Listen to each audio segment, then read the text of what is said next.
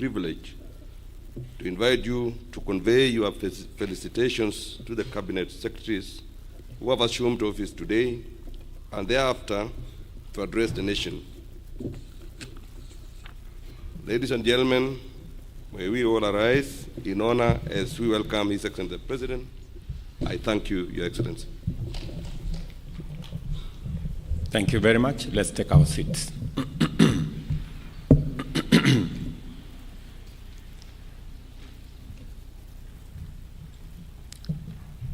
Let me take this opportunity, first and foremost, to congratulate Cabinet Secretaries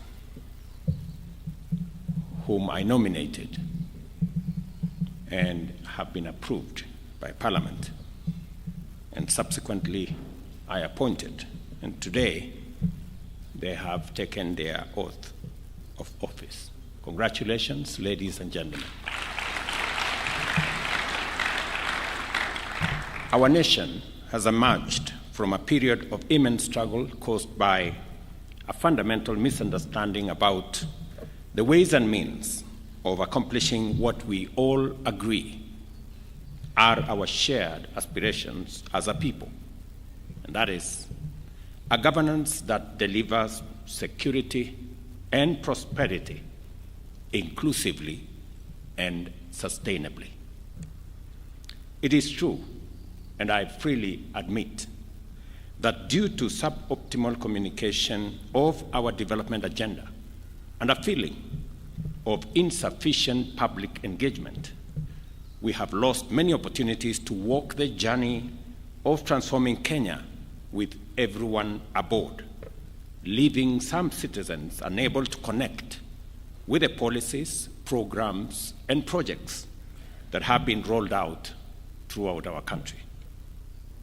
At the same time, many public officials have fallen short of constitutional standard for public officers as laid out in Article 10, Chapter 6, and Chapter 12 of the Constitution of Kenya, which makes it clear that we, as public servants and officers, are the servants of the people, and that the totality of our actions and conduct must reflect this fundamental principle and the highest standard of integrity required of public office. The people of Kenya work hard and endure tremendous difficulties in their quest to fend for themselves and create opportunities for their families. Majority of people are managing intense pressures arising from local and global economic, geopolitical, and climatic circumstances. Kenyans are neither afraid of struggle nor labor.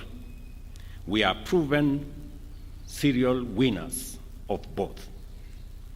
All they ask and all they need is a government that maintains an enabling environment for them to succeed and stays out of their way while they go about their work. Kenyans demand and not only deserve, but are constitutionally entitled to servant leadership. All levels of public service, from the cabinet all the way to the grassroots, have no choice but to live up to the truest standard of servant leadership. Consequently, and taking this into account, we shall proceed to take unprecedented steps to accelerate the delivery of the National Economic Transformation Agenda with integrity, efficiency, transparency, and inclusivity. During the past month, I have made effort to keep my promise to engage in extensive consultations with leaders from diverse sectors, both public and private, with a view to constituting a broad-based government powered by an inclusive bipartisanship that will accelerate and turbocharge the radical transformation of not just our economy, but also our country. More than ever, it is clear that we are fully united by a shared devotion to secure a prosperous Kenya that serves all of us. For this reason, I am persuaded that this moment in the life of our nation calls on us to build a strong team of rivals to give our transformation agenda the best chance of success and to enhance inclusivity in our national development. With the formation of this broad-based government that brings together former political rivals into one selfless patriotic team, we will unlock the potential of our country that has long been denied us by factional and sectarian competition. Our potential as a nation and the attainment of that potential have often been undermined by divisions arising from political competition.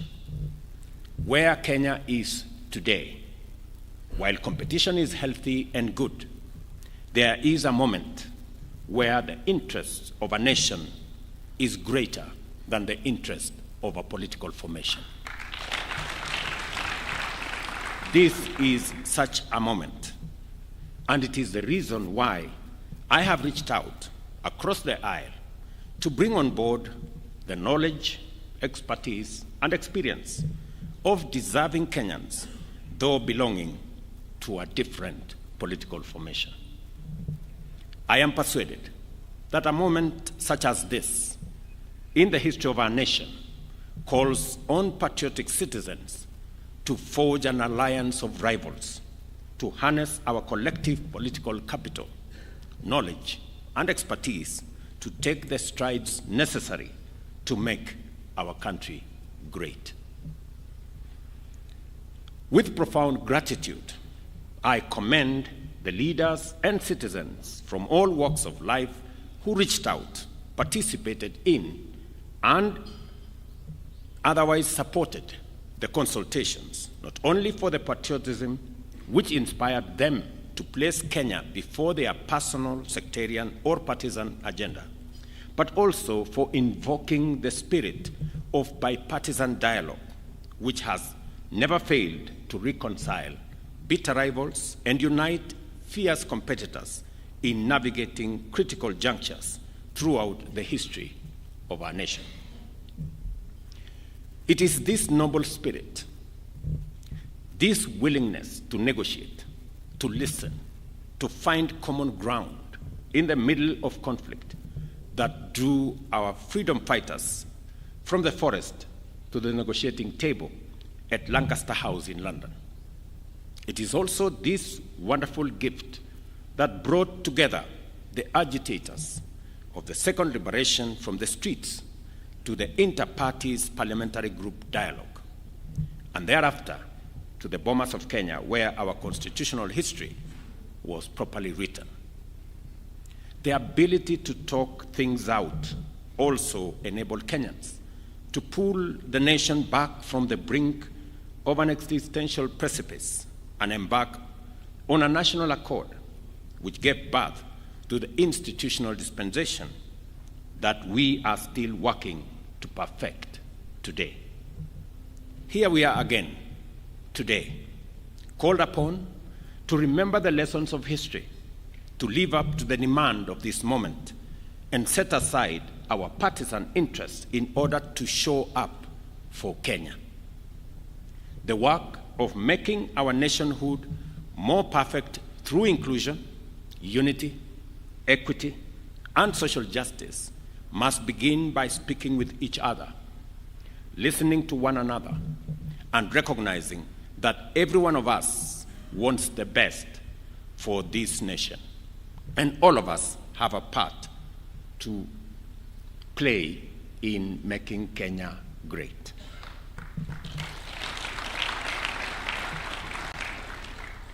The firm foundation we have built over the last 2 years on the basis of the bottom-up economic transformation agenda focused on job creation, development of local industrial capacity, and wealth creation.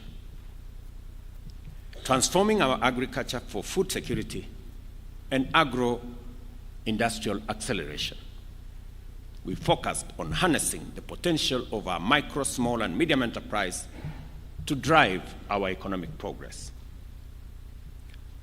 We've also endeavored to exploit the opportunities of our digital superhighway to promote technological and creative capabilities on a higher scale, creating opportunities for digital jobs, making sure that we also invest in universal health coverage to provide all citizens without discrimination with high-quality healthcare through social health insurance and the employment of thousands of healthcare professionals to provide promotive, preventive, as well as curative services, as I have worked with counties.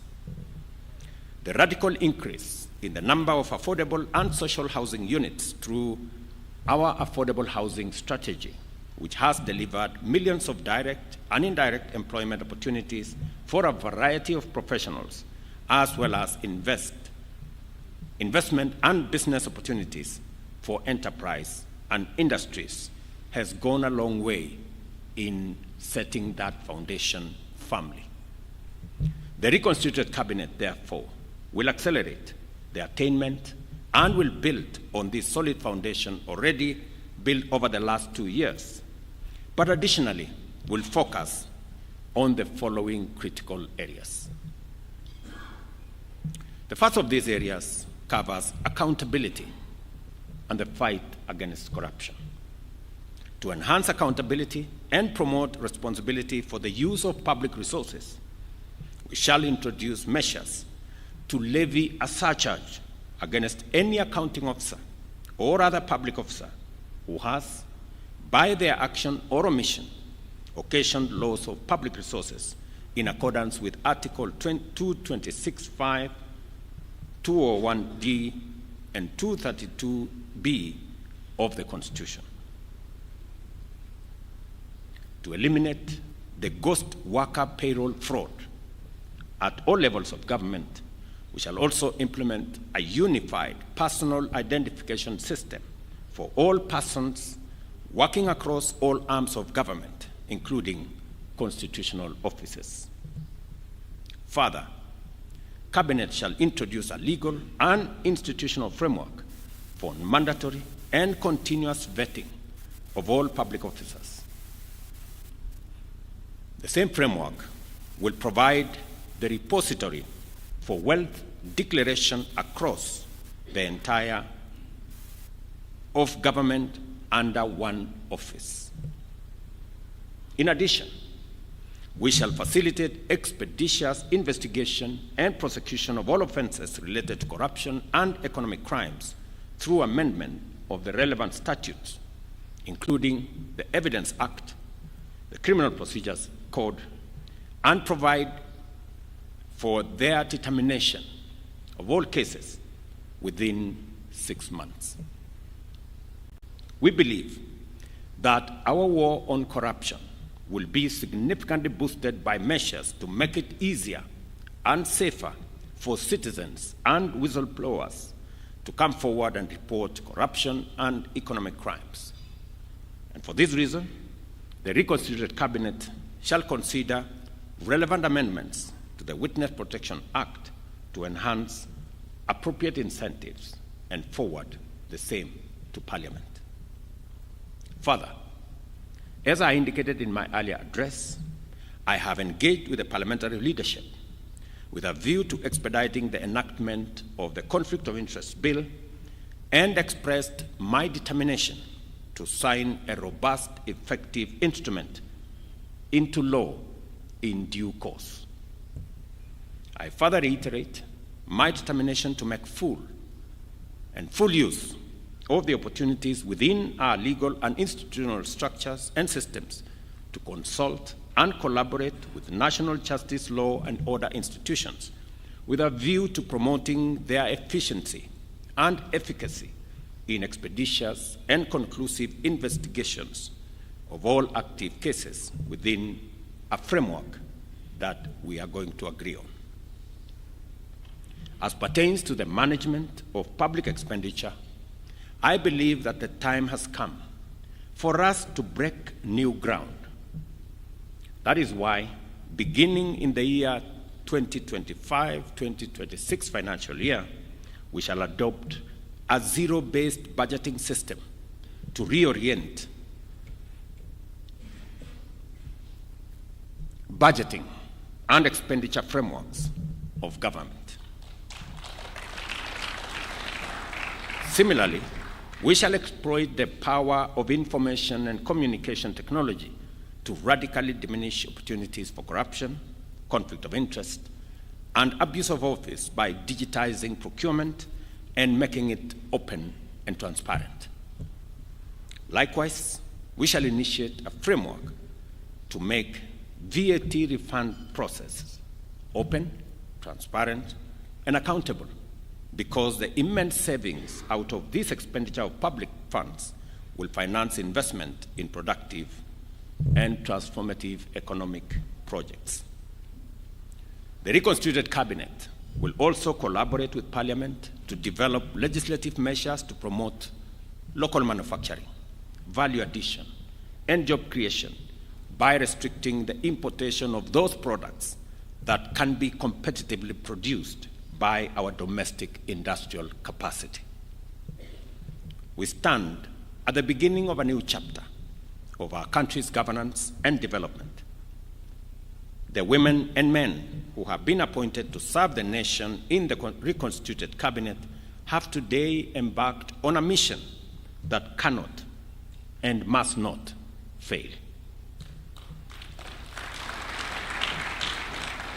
The people of Kenya have made their expectations known in bold terms.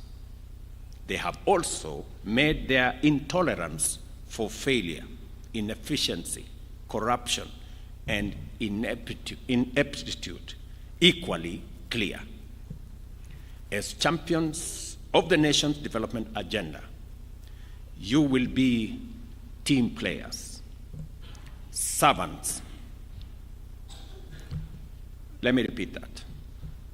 You will be team players, servant leaders, faithful trustees, and effective stewards of the people's interest and dependable custodians of their resources.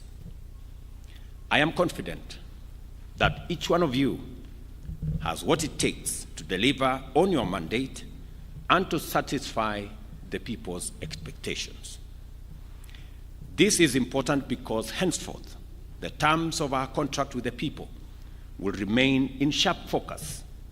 We have no choice but to keep our part of it. The privilege to serve in positions of such high responsibility has come to you with an immense duty to do everything in your power to ensure that Kenyans receive the best services from the government efficiently, without discrimination, and without delay.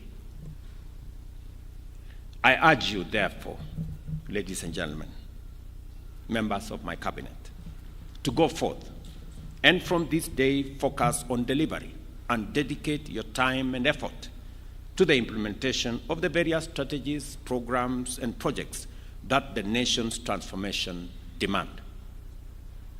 I encourage you to make the people of Kenya your first and only priority, and to never let your own interests come in the way of your duties. I give you my assurance of my full support in discharging your mandate and in executing a reimagined and catalyzed transformation agenda. I have already given my undertaking to be the foremost steward of public resources and embrace my accountability for its proper use. Therefore, it is important to make it clear that my support for you ends if it conflicts with my accountability to the people of Kenya. Let us therefore work together in doing the right thing, and we collectively will be assured of success. I pray that the Almighty God grants you strength, wisdom, clarity, and focus as you assume office, and wish you success in your new assignment.